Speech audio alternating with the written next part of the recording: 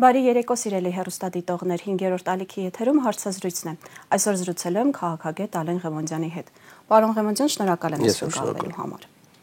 Երեք ԿՊԷ-ականները, վարչապետի խոսնակ Նազելի Բաղդասարյանը մեծ դիվանագիտական հաղթանակ որակեցին Ալիևի հայտարարությունը, իսկ Ալիևը հայտարարեց այն մասին, որ Հայաստան եկող տարանցիկ բեռների համար բոլոր ուրեմն սահմանափակումները հանում է, ԿՊԷ-ականները հայտարարեցին, որ այսուհետ Ադրբեջանի տարածքով ղազախական հացահատիկ կգա, նույնիսկ Թիֆլիսում Ալիևի հասցեին բուրըն գովեստի խոսքեր է շռայլել Փաշինյանը, իրականում ինչ է կատարվում, մենք սկսելու ենք ցորեն գնել Ղազախստանից Ադրբեջանի տարածքով։ Իրականում կատարում է խաղաղ կապիտուլյացիա եւ խաղաղության կապիտուլյացիա։ Ակնհայտ է, որ ռեգիոնը, եթե ուզում է կայունություն ունենա, այնտեղ պետք է կոմունիկացիաները բացվեն, բայց դրա գինն է ամենակարևորը, չէ՞, այդ կոմունիկացիաները ինչ գնով են բացվում եւ ում համար ինչ կարգավիճակով են բացվում, հա։ Այստեղ Ալիևի հայտարարությունը ունի մի քանի հասցեատեր։ Նախ գլոբալ աշխարհ, Թրամփ, ռեգիոն, որ մենք հավակնում ենք խաղաղության, մենք ստեղծարար սուբյեկտ ենք հանդիսանում։ Ես հայտարարությունը լսել եմ, օկուպացիայից ազատագրեցինք Հայաստանը եւ այլն, Հայաստանը ղեկավարի իհարկե դեպքում որևէ ձև չի արձագանքում, որտեղ ինքն է հանձնել Արցախը նախապես պայմանավորվածությամբ, այսպես ասենք, եւ կա երկրորդ հասցեատերը Հայաստանի հանրույթը, ժողովուրդը եւ դրա դա հատկապես կարեւոր է Հայաստանի գործող վարչապետի համար։ Ալիևի խոսքերը օգնելու են եւ օգնում են գործող վարչապետի ռեյտինգի ավելացմանը, որովհետեւ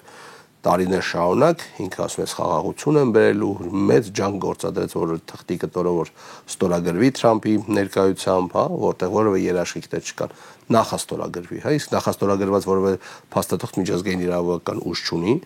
բայց կարևորը դա չի, կարևորը հասարակությանը համոզելն է, կարևորը հասարակության վրա խաղաղություն վաճառելն է։ Իսկ Ալիևի պարագայում ինքը իր շահերը կարողանում է շատ լավ ապահովել։ Ինչի ռազմական գործիքակազմով անեքսիայի ենթարկի Հայաստանը, եթե դա կարելի է, իհարկե, իմաստել չունի ընդհանրապես։ Եթե կարելի է փափուկ ուժով, առևտրի միջոցով, երկաթուղու միջոցով եւ այլն, տպավորություն թող չստեղծվի, որ ես համագործակցությանը դեմ եմ, բայց այդ համագործակցության անելու ձևն ու վերջնանպատակը Հայաստանի առհասարակ վերացումն է եւ արևմտյան Ադրբեջան ստեղծելը, որից ի դեպ Ալիևը որևէ կերպ եւ որևէ պարագայում չի հրաժարվում։ Ավելին ասեմ, հիշեցնեմ, որ օրեր առաջ, հավանաբար երևի շաբաթ առաջ Ալիևը հերթական հարցազրույցի ժամանակ ասաց, որ այո, արևմտյան Ադրբեջանի ներկայացուցիչների հետ պետք է Հայաստանի Հանրապետությունը բանակցություններ վարի, ոչ թե մեր հետ։ Դուք հասկանում գալու է այդ օրը 26-ի ընտրություններից հետո, եթե գործող իշխանությունը վերընտրվի, իսկ այս պահի դրությամբ ինքը ամեն ջանքի դեպ մի շարք մասերում շատ գրագետ կարողանում է հասարակությանը մանիպուլյացիայի ենթարկել, օրինակ զինապարտության մասին օրենքում փոփոխություններ կատարել, զինապարտատիր ժամկետային զինծառայության ժամկետի կրճատումը ի հաշիվ պետության անվտանգության, իսկ այն մարդիկ, ովքեր 1.5 տարով գնալու են ծառայություն, շատ ծանր ծառայություն են ունենալու, որովհետև ուղղակի մարդ չկա, հիմա էլ մարդ չկա պոստերում։ Մենք հիմա արդեն խնդիր ունենք, բայց խնդիրը դա չի։ Խնդիրը այն է, որ հուլիսից պետք էր բերել հունվար, որպեսզի ընտրակաշարք դիտվեր հասարակության կողմից եւ հասարակությանը հերթական անգամ կես խաղաղության օրակարգին ծանոթացվեր։ Հիմա միգուցե մարդիկ նայեն ասեն ինչի մասին է այս խոսքը, որ խաղաղությունը լավ է, իհարկե խաղաղությունը լավ է։ Խաղաղությունը լավ է այն պարագայում, երբ որ ռեգիոնի որևէ պետություն չի զինվում։ Այսինքն բոլորը ցանկանում են խաղաղություն, ինչպես է ստացվում, որ ռեգիոնի բոլոր պետությունները զինվում են բացի Հայաստանից, Հայաստանի զինված խաղաղություն, պարոն Ղևոնդյան։ Այո, դե Հայաստանի հաշվին էլ մյուսները խաղաղության մեջ կհայտնվեն, որտեղ ուժն է սովորաբար ծնում խաղաղություն կամ զսպման ռազմավարությունը, որ ցանկանում է քո վրա հարձակվի, երկար մտածում արդյոք հարձակվի թե չէ, որովհետև դու կարող ես իրեն շատ լուրջ վնասներ հասցնել։ Այդ դա իրոք խաղաղություն է։ Իսկ որևէ թղթիկ երբեք խաղաղություն չի բերում։ Իսկ այս ամեն ինչը մեծ հաշվով ամենակարևոր իր օրակարգի տեսանկյունից գործող վարչապետի համար ընկնող ռեյտինգի պայմաններում նախ ստոպ տալն է, դադար տալն է, հետո փորձել ավելացնել այդ ռեյտինգը։ Ասեմ ձեզ, հասարակության մի էական մաս այս կերակուրը ուտելու է։ Որ մասը, որովհետև բազմաթիվ փորձագետներ ասում են, որ խաղաղության այսպես կոչված օրակարգը այլևս հասարակությունը չի ընդունում։ Նա հասարակության անունից խոսել է առհասարակ բավական բարդ բան է, կամ բայց այն շրջանակները, ովքեր սոցիալական ներքևներում են, այն շրջանակները, ովքեր այնուամենայնիվ այս վերջի 7 տարվա լարվածություններին դիմանալու իմունիտետ չունեն կամ սպառել են, սովորական մարդիկ են մի մասը, չէ՞։ քաղաքական գիտակցության կամ սոցիալական ակտիվ գիտակցության կրող չեն եւ դա շատ նորմալ է, հավատալու են հերթական անգամ, որտեղ մարդիկ հիմնականում ուզում են հավատան դրական լուրերին, հա, օրինակ եթե ես գամ ասեմ պետքա պատրաստվել վաղվա պատերազմին, շատ մարդիկ դժգոհելու են ասում, էլի բացասական էներգիա եկանում ու չեն լսելու, բայց այն դրական էներգիայով խոսացողներին իսկ գործող վարչապետը դա շատ լավ հասկացել է, ես դες խաղաղություն եմ բերում, հա, իրականում ոչ մի խաղաղություն չկա օրակարգում, հա, որովհետեւ ուժային բալանսը դեռ չի հաստատվել այս ռեգիոնում։ Երբ որ հաստատվի միգուցե խաղաղություն լինի, ինքը դեռևս էփում է։ Ոստեղ ամենակարևոր եւ վտանգավոր հանգամանքը այն է, որ Հայաստանը գործող վարչապետի ձեռամբ եւ այն շրջանակի ձեռամբ, ով իրան բերել է, տեղավորվում է հակառուսականության միջին միջանցք պրոյեկտի մեջ։ Ալիևը, երբ որ Ղազախստանից ցորենի տեղափոխման հնարավորություն է տալիս դեպի Հայաստան, ինքը ռեգիոնից հերթական էլեմենտի մասով մեկուսացնում է ռուսական ներգրավություն, որտեղ ցորենը մենք Ռուսաստանից էինք ստանում։ Ցորենը քաղաքական գործիք է, հիմա Հայաստանը փորձում է այլ ճանապարհներով ստանալ։ Այսինքն կախվածության մեջ եմ դնում իրեն Ադրբեջանից, որը ամեն պահի ոչ միայն Ադրբեջանից, Ղազախստանից, հետագայում նաև Թուրքիայից, իսկ այդ դրանք որ երկրներն են թուրքախոս համաշխարհային կազմակերպության կա թուրքախոս երկրների միությունը կոչվում, ովքեր արդեն ընդհանուր լեզու են ստեղծում իրենց համար, ընդհանուր արժույթ են ստեղծում իրենց համար, այդ պանթուրքիստական դուգայի մասն եմ խոսում։ Մենք դառնալու ենք իրենց այսպես ենթական սպասարկում։ Պարոն Ղևոնդյան, խոսք գնաց Ղազախստանից, որը նաև ԵԱՏՄ անդամ պետություն է, բայց արդյոք մենք Ռուսաստանից ավելի էժան չենք գնում նույն հացահատիկը, ինչու գնել Ղազախստանից Ադրբեջանի տարածքով։ Կոմունիկացիայի տեսանկյունից անգամ եթե թանկ լինի ղազախականը, դա քաղաքական որոշում է։ Նույն հաջողության պատմականի հետ կապված չէ, մենք օրակարգ ենք ունենալու առաջիկայում եւ Հայաստանի գործող վարչապետը ասաց, որ մոդուլային, այսպես կոչված ատոմականներ կառուցելու մրցույթ կամ օրակարգ ունենք եւ SS երկրներն են մասնակցելու, այնտեղ Միացյալ Նահանգների անունը տրվեց, Ֆրանսիայի անունը տրվեց եւ Ռուսաստանի անունը տրվեց։ Ես բացառապես հաղորդումից մի քանի ժամ առաջ դիտում էի Միրզոյան Արարատի հարցազրույցը Deutsche Welle գործակալության, ինքը շատ բաց տեքստով ասաց 1.5 տարուց 2 տարի մենք հավակնելու ենք Եվրամիության անդամակցության process-ի պաշտոնապես դիմելուն, այն ինչ որ 5 ամիս առաջ գործող վարչապետը չեմ էլ հիշում որ հարթակում էր, ասաց չէ մենք դե օրակարգ չունենք Եվրամիության անդամակցելու, ակնհայտ է որ ունեն, ակնհայտ է որ իրենց ճանապարհը Մոլդովայի եւ Ուկրաինայի ճանապարհն է, որի մասին դեպի նույն ազնվորությունը նշեց, իսկ տեսնում եք չէ Ուկրաինայի հետ ինչա կատարվում, տեսնում եք չէ Մոլդովայի հետ ինչա կատարվում։ Բայց մենք Ուկրաինայի ոչ մարդկային, ոչ էլ տարածքային ռեսուրսները չունենք։ Հիշում եք տարիներ առաջ ինչ օրակարգ կար, որ Վրաստանը մինչև իր վերջին վրացին պետքա պայքարի Ռուսաստանի դեմ, այսինքն արևմուտքը այդպիսի նարատիվ եւ այսպես պահանջատիրությամբ էր հանդես եկել Վրաստանի նախկին վարչապետի մոտ, որը հրաժարական տվեց, նրանից հետո եկան ավելի օրթոդոքս ուժեր, ազգայնական ուժեր, հա, ազգային ուժեր, հա։ Մեր օրակարգը պետություն չունենալու կամ անդեմ պետություն ունենալու օրակարգն է, որովհետեւ այն բոլոր process-ները, որ մենք տեսնում ենք վերջի 7 տարվա մեջ, հանգեցնում են դրան։ Այսինքն այն նարատիվները, ազգային արժեքները, հավատքը, պետության եւ այսպես Արցախի հայկական պետության եւ Արցախի արժեքաբանությունը բնաջնջում է, որպեսզի հայերին հեշտ լինի կառավարել, հա։ Ու ոնց հասկանում եմ, մի հասարակության մի զգալի մասը ամենևին, ինչ որ մի մասը դեմ չի, ինչ որ մի մասը միգուցե արթնացել է, ակտիվ մասը անհրաժեշտ քանակությամբ պայքար, մասամբ նաեւ ունենալով ռեսուրսներ հավանաբար չի կարողանում կամ միգուցե չի ուզում այդպիսի process-ների մեջ մտնել, եկեղեցին իդեպ այս process-ի վերջնակետն է լինելու ինքնության վերացումը։ Իսկ այն ազգերը, որոնք ինքնություն չունեն, այս կառավարելը շատ հեշտ է։ Հետո որ իրենց համար կարևոր չի ցորենը գալու է Ղազախստանից, Ադրբեջանից, ադրբեջանցիները գալու են այստեղ ապրեն, թե ընդհանրապես ինչ կարևորը ստամոքսը լիքը լինի, կենցաղային սպառողական հայի կերպար, այդ իրական Հայաստանի հենց սրա մասին է։ Որտեղ հաց, այնտեղ հայրենիք, այնտեղ կաց։ Ցավոք դե նաև միգուցե քաղաքակրթական ընտրություն է, բայց հիմա մենք ականատես ենք լինում դրա քաղաքական գաղափարախոսականացմանը, հա։ Այսինքն մեր համար գալու է մի փուլ, երբ որ հնչեցվի այս թեզը, ինչ կարևոր է դուք քրիստոնեակ թե մահմեդական, վերջի վերջը մենք մահմեդականներով ենք, չէ՞ շրջապատված։ Կամ քրիստոնեությունը խանգարում է մեզ բարիդրացիական հարաբերություններ ունենալ Ադրբեջանի։ Բանակ ունենալը խանգարում է մեզ հարևանների հետ հարաբերվելուն։ Աշխարհում միակ ազգն ենք, որ հայերեն է խոսում, եկեք Այբուբենից հրաժարվենք, ավելին Մաշտոցը խանգարում էր, որպեսզի մենք համագործակցենք մեր հարևանների հետ։ Որ կարողանա լատինատար լինել կամ չգիտեմ արաբատար լինել, թրքախոս դառնալ եւ այլն։ Ես հիմա թեզեր եմ հնչեցնում, ձեր հանդիսատեսը միգուցե զարմացած հայացքով կդիտի այդ ամեն ինչը, բայց այսպիսի թեզեր ուրիշ կոնտեքստում 5 տարի առաջ էլ էինք ասում։ Մարդիկ ասում էին հնարավոր չի, ինչի մասն եք խոսում, Որոշները ասում են, այ գիտեք դուք, չգիտեմ, անձնական միգուցե շահագրգռվածություն ունեք։ Պատմություն եւ կյանք եկավ հաստատեց, որ ցավոք մենք էինք ճիշտ։ Խնդիրը այդտեղ ճիշտ լինելը չի։ Խնդիրը վերահաս վտանգներին կանխարգելիչ քայլեր ձեռնարկելն է։ Օբյեկտիվորեն ընդդիմությունը ռեսուրսի մասով ավելի թույլ է, բայց կան քայլեր եւ կան հնարավորություններ, որոնք լայն մոբիլիզացիա են ենթադրելու, այդ հուսամ այդ առաջիկայում այդ մոբիլիզացիան մենք կտեսնենք, հուսամ։ Անպայման անդրադառնալու ենք ընդդիմությանը, բայց մինչ ընդդիմության անդրադառնալը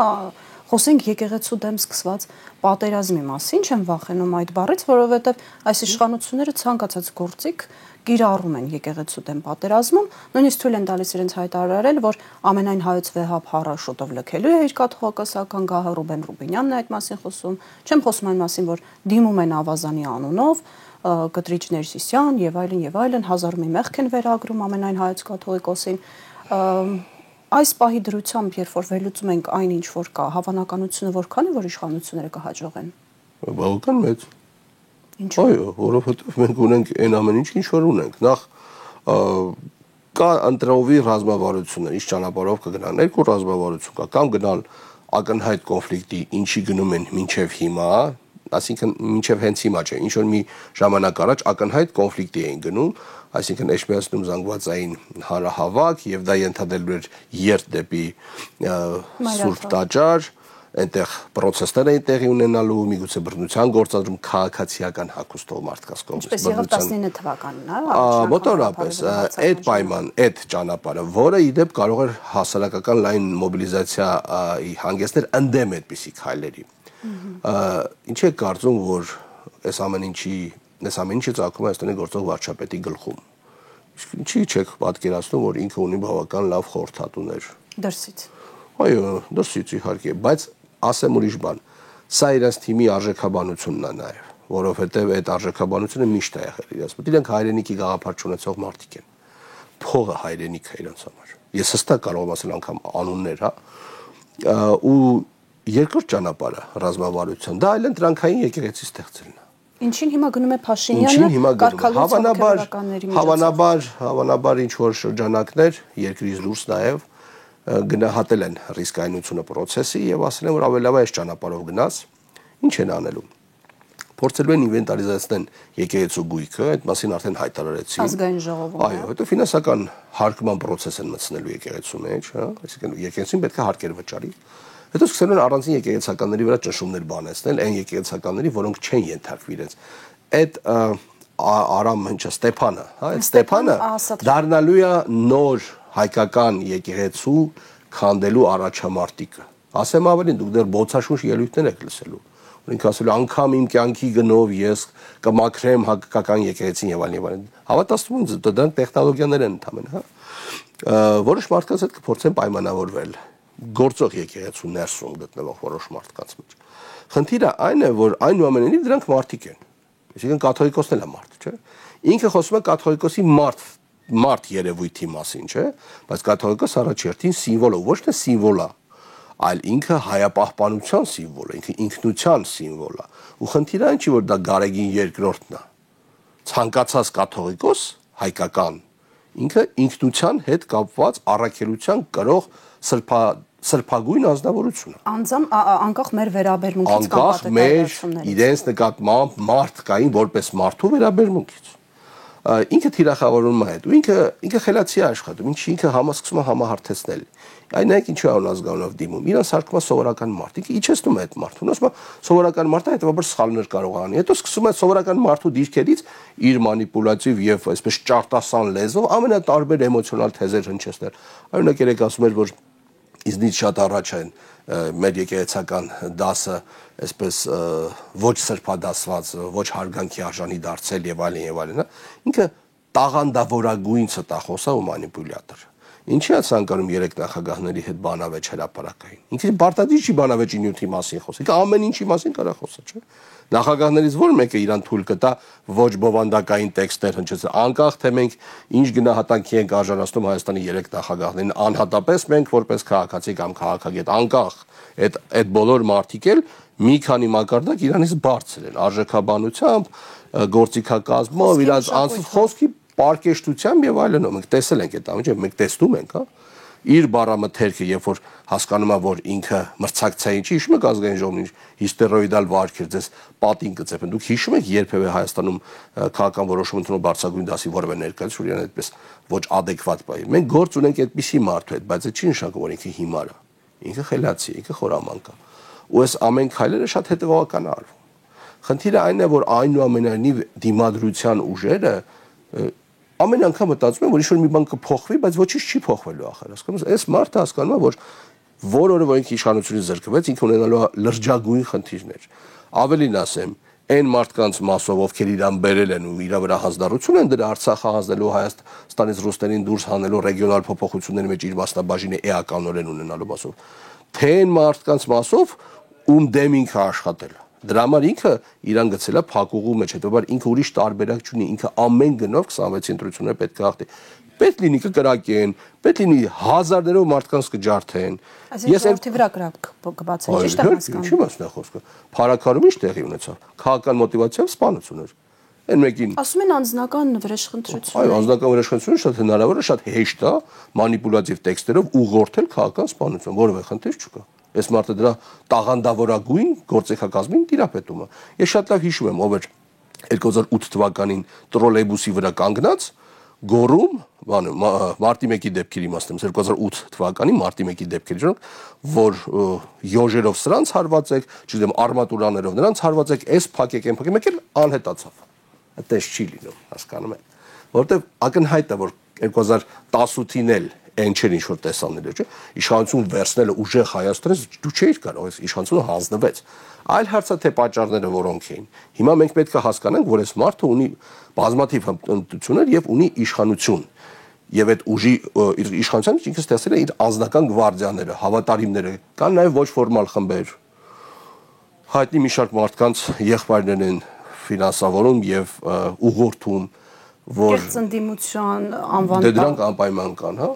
Ու այդ բոլոր մակարդակները, մեդիաների մակարդակով, էքսպերտների մակարդակով, իմ նշած ուժայինների մակարդակով ինքը ամեն բան անելու է, որ ընտրություններում հաղթի։ Պարոն Ղևոնդյան, երբ այսպես խոսում եք, տպավորություն է ստեղծվում, որ հնարավոր չէ իրեն հաղթել, արդեն պարտվել ենք։ 2026-ի ընտրություններին հիմա չեն պատրաստում, պատրաստում են վաղուց։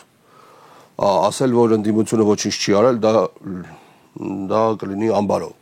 այդպիսի թեզ հնչեցնելը։ Արել է անհրաժեշտ չափ, ինչ որ հարցում միգուցե արել է, ինչ որ հարցում չէ։ Միաբան է ոչ։ Ընդդիմությունը, ընդդիմադիր տարբեր շրջանակներն ավելի շատ իրար դեմ են դուրս եկել, քան հաճախ գործող իշխանության։ Դրանցով ավելի շատ շահել գործող իշխանություն։ Իսկ չեն գիտակցում այն օրակարգը, որ արդեն երևի ընդդիմադիրներին կկանչեք տարբեր մարդկանց իրենց կհարցնենք, ես չգիտեմ ով ինչ է գիտակցում։ Ես կողքից նայում եմ, ես տեսնում եմ այդ ամեն ինչ, հա։ Ու խնդիրը գիտեք որն է, խնդիրը այն է, որ մենք մի զգալի մասով կեղծ ենք ինքներս մեր նկատմամբ։ Երբ որ կային հնարավորություններ, երբ որ պետությունը կործանվում է,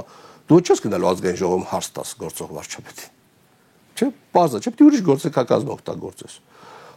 Դրա համար եմ ասում, ասել որ ոչինչ չեն արել, դա սուտ կլինի, իհարկե ինչ-որ բան արել, բայց միգուցե բավարար չի եղել։ Բայց հիմա մենք MC կարմիր գծերի մեջ ենք, որ մոբիլիզացիան օդու ջրի պես պետք է։ Շատ բարձ կարող է բոլորին մոբիլիզացիան ի՞նչ տեսքով։ Ընդդիմության շուրջ եւ այլն, օրինակ Վարդան Ղուկասյանին օրեր առաջ հրապարակային բավական դժվարությամբ կարողացան ձերբակալեն եւ Գյումրիից բերեն։ Ուր էր ամբողջ ընդդիմադիր դաշտը։ Ամբողջ Երևանը պետք է լիներ Գյումրին ու թույլ չտայի, որովհետեւ Վարդան Ղուկասյանը այն անկախ իր հետ կապված ոչ միանշանակ վերաբերմունքից, նախկինում չգիտեմ քրեական գործերից, իր տղայի հետ կապված էլի տենց վիճահարույց, այո, կերպարի մասին, ես չեմ խոսում Վարդան Ղուկասյան անձի մասին, հա, ես խոսում եմ երևույթ քաղաքապետի մասին, որը ընտրված քաղաքապետի մասին, որը իդեպ շատ քիչ քարոզարշավ էր արել, բայց մարդիկ Գյումրեցիները դուրս են եկել պաշտպանում են իրենց քաղաքապետին։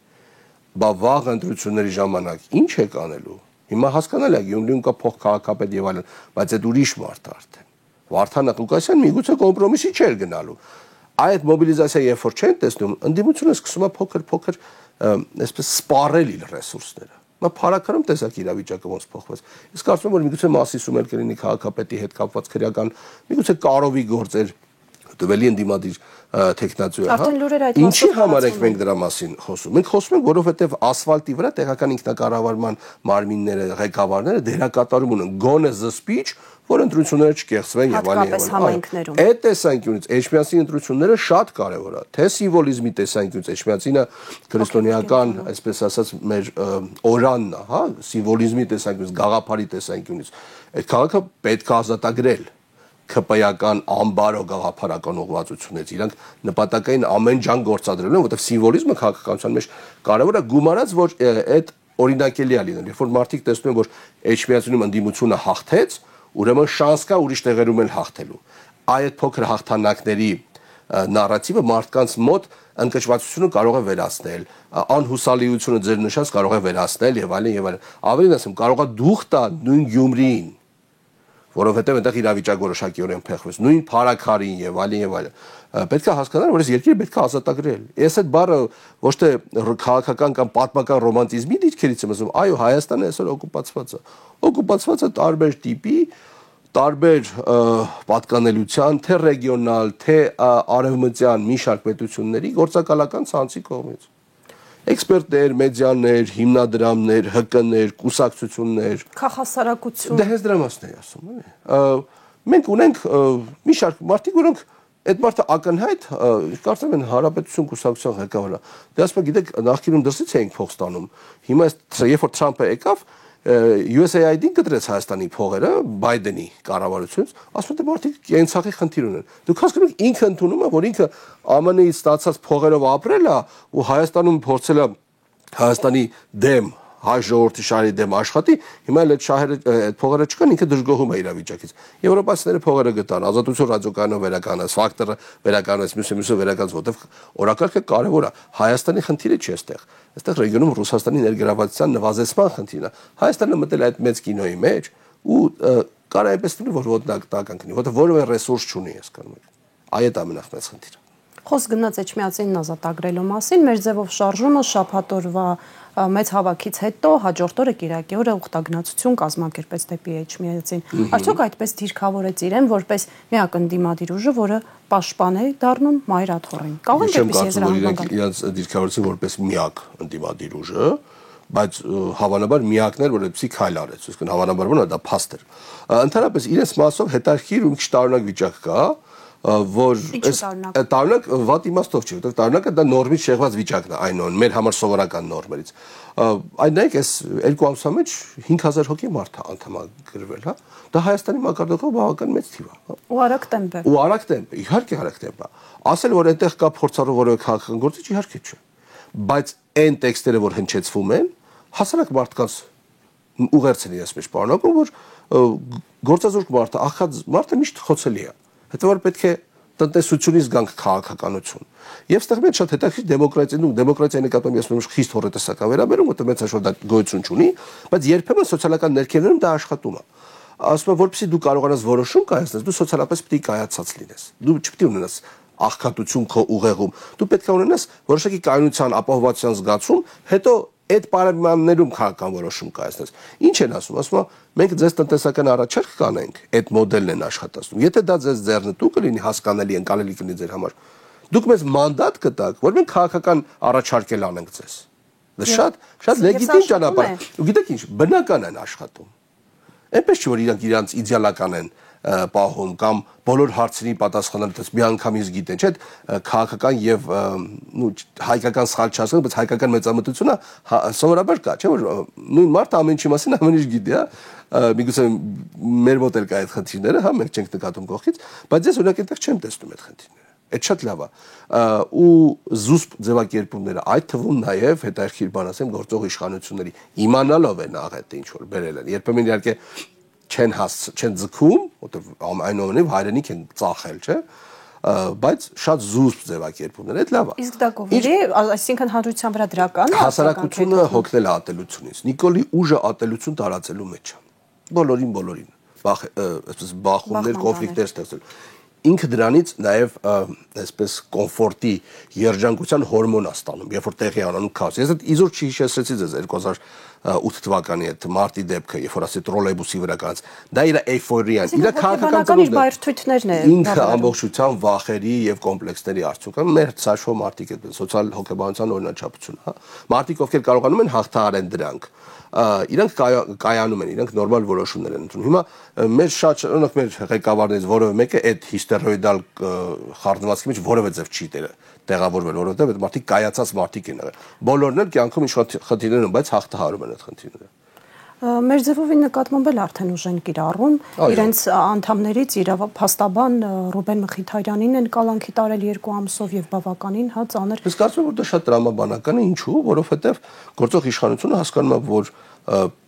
ուժի կիրառումով պետքա վախեցնի բոլորին։ Աշխատելու է թե հակառակ էֆեկտը կտա։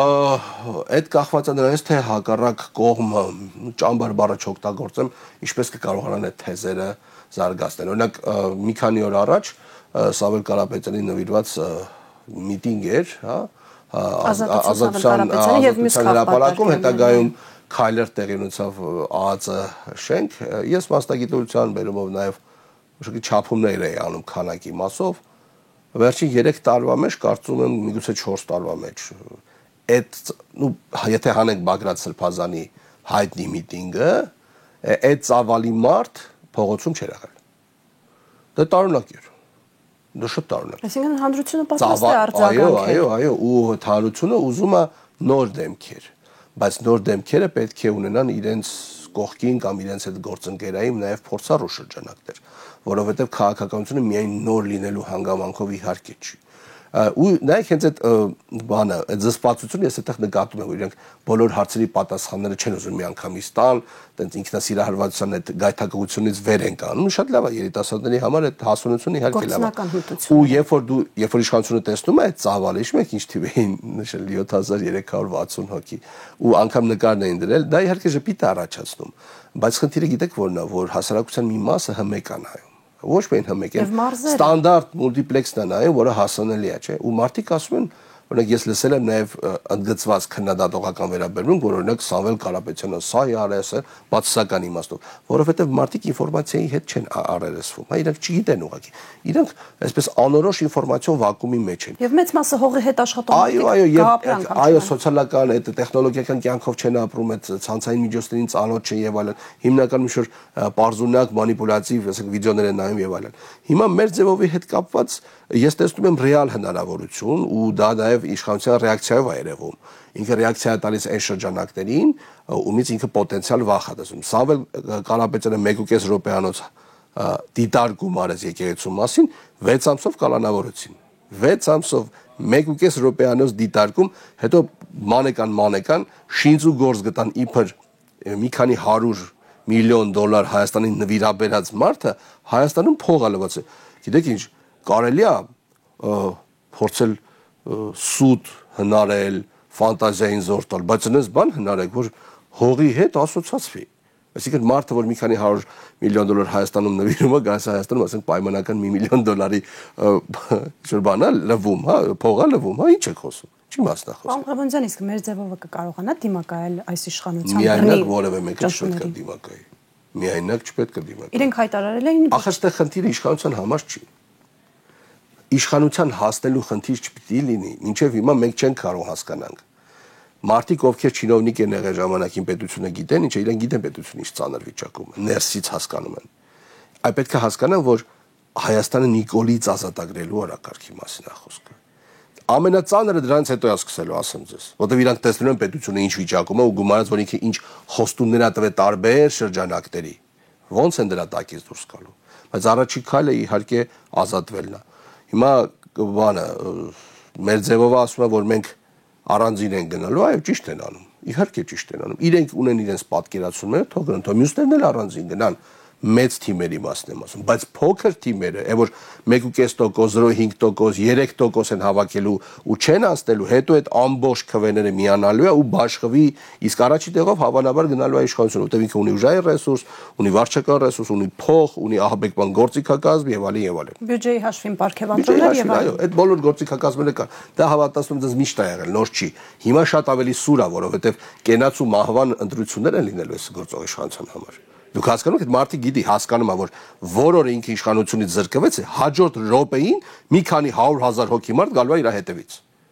Նահատակված երեխեքին սպանդի տարած ծնողներ, բազմաթիվ մարդիկ, ովքեր խտրականություն, կես դատավարություններով նստած մարդիկ, եւ այլն, մատները չեն հերիք ասեն։ Ինքը իր դեմ ցուցմունքներ է տվել բազմաթիվ անգամներ։ Ուղիղ եթերով, Facebook-ով, ասում են գնացեք դատարանների դռները փակեք եւ այլն եւ այլն։ Ռազմական գաղտնիքներ էր բարձրաձայն։ Այո, ասում են 6 ամսվա ձեթ ունենք, 5 ամսվա, չգիտեմ, յուղ ունենք, ալուր ունենք, պատերազմի ժամանակ Հայաստանի հարակից երկրները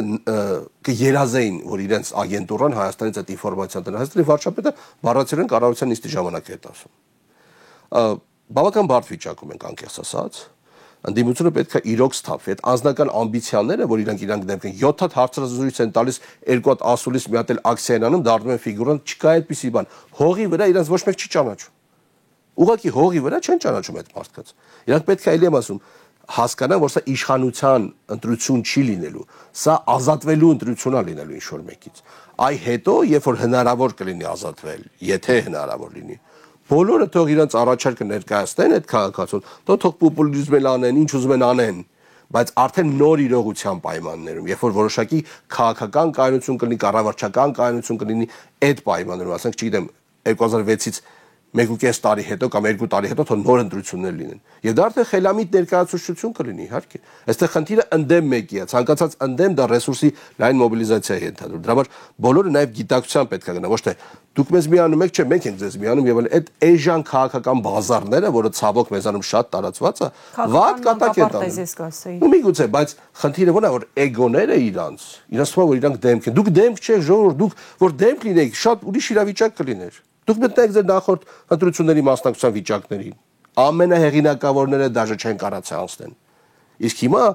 չի կարելի խաղալ, որտեղ շանսը կարա էլ չունենանք։ Պրոստը կարող էլ չլինի։ Պարոն Ղևոնդյան, շնորհակալ եմ հետաքրքիր զրույցի համար։ Այսօրվա իմ զրուցակիցը քաղաքագետ Ալեն Ղևոնդյանն էր։ Դուք դիտում եք հարցազրույցը, մեր հաջորդ թողարկումը վաղն է։ Հաջողություն։